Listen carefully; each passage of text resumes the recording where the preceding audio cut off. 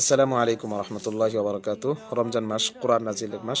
রাসূল আকরাম সাল্লাল্লাহু আলাইহি ওয়াসাল্লাম এই মাসে হযরত জিবরাইল আলাইহিস সালামকে কোরআন তেলাওয়াত করে শোনাতেন এবং জিবরাইল আমিন রাসূল সাল্লাল্লাহু আলাইহি সাল্লামকে কোরআন তেলাওয়াত করে শোনাতেন। যেহেতু রমজানের সাথে কোরআনের একটা সম্পর্ক আছে, রাসূলের উম্মত হিসেবে, মুসলমান হিসেবে আমাদেরও কোরআনের সাথে একটা সম্পর্ক করা দরকার, নিবিড় সম্পর্ক করা দরকার। তো রমজানের কোরআনের পড়ার পরিকল্পনা কি হতে পারে আমি আপনাদের সাথে একটু শেয়ার করতে চাই। মানুষের বিভিন্ন ধরনের হতে পারে, এক একজনের অবস্থা হিসেবে এক একজনের পড়ার ধরন এক এক রকম। তো এক নম্বরে হতে পারে যে কিছু ভাই একেবারেই কোরআন পারেন না। যারা একেবারেই পারি না তারা ইনশাল্লাহ কায়দা থেকে শুরু করতে পারি। কোথায় পড়ব? আমার মসজিদের ইমাম মুয়াজ্জিন সাহেব আছেন এবং প্রতি এলাকায় প্রায় মাদ্রাসা আছে। ওই মাদ্রাসার শিক্ষক উস্তাদগণ যারা আছেন, আমরা তাদের কাছে গিয়ে শিখতে পারি। আমি যদি গিয়ে বলি, হুজুর আমি কোরআনটা শিখতে চাই, আমাকে একটু সময় দিলে ভালো হয়, আমি যদি আন্তরিকভাবে চাই, আমার চেষ্টা থাকে, তাহলে অবশ্যই হুজুরগণ উস্তাদগণ অবশ্যই সময় দিবেন। আর আমি যদি 1 মাসের মতো পড়ি, ইনশাল্লাহ আমি কায়দা শেষ করে কোরআন নিতে পারবো। আমপারা অন্তত নিতে আমি ইনশাল্লাহ পারবো।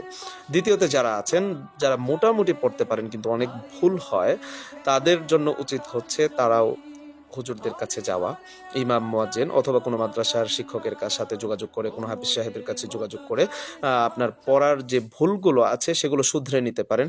ওই ক্ষেত্রে কায়দার কিছু নিয়ম কানুন, মদ গুন্না, মধ্যে তবাই, মধ্যে বদল, মধ্যে লিন, মধ্যে আরজি, এই যে মদগুলো আছে এইগুলো একটু ঠিক করে এবং প্রয়োগ করাটা ওইখান থেকে শিখে নিলে আমরা ইনশাআল্লাহ নির্ভুলভাবে কোরআন পড়তে পারবো। তৃতীয়তে আছে যারা মোটামুটি কোরআন পড়তে পারি, মোটামুটি শুদ্ধ, তাদের উচিত বছরের একটা সময়ে অন্তত কোনো কারি সাহেবকে, হাফেজ সাহেবকে অথবা মসজিদের ইমাম মুয়াজ্জিন সাহেবদেরকে কোরআন তেলাওয়াতটা শোনানো।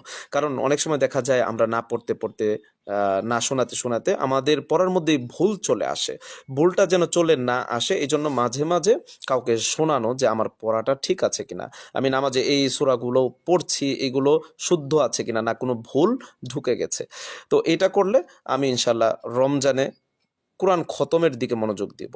কোরআন খতম আমি 1 খতম পড়তে পারি, 2, 3, 4, 5, আরও বেশি যার সক্ষমতা আছে ইনশাল্লাহ আমরা ওই অনুযায়ী কোরআন খতম করব। সর্বোপরি কথা হচ্ছে আমরা আমাদের কোরআন পড়ার অবস্থা যার যেমনই থাকুক না কেন সেখান থেকে উন্নত করা, সেখান থেকে পড়াটা সুন্দর করা, শুদ্ধ করা, ভালো করা, এটা সবারই উচিত। আমরা যে যেখানে আছি ইনশাল্লাহ আমাদের পড়াটা, তেলাওয়াতটা ইনশাল্লাহ উন্নত করার চেষ্টা করব এবং বেশি বেশি কোরআন তেলাওয়াত করার চেষ্টা করব। আল্লাহ রাব্বুল আলামিন আমাদের সকলকে তৌফিক দান করুন। আমিন। আসসালামু আলাইকুম ওয়া রাহমাতুল্লাহি ওয়া বারাকাতুহু।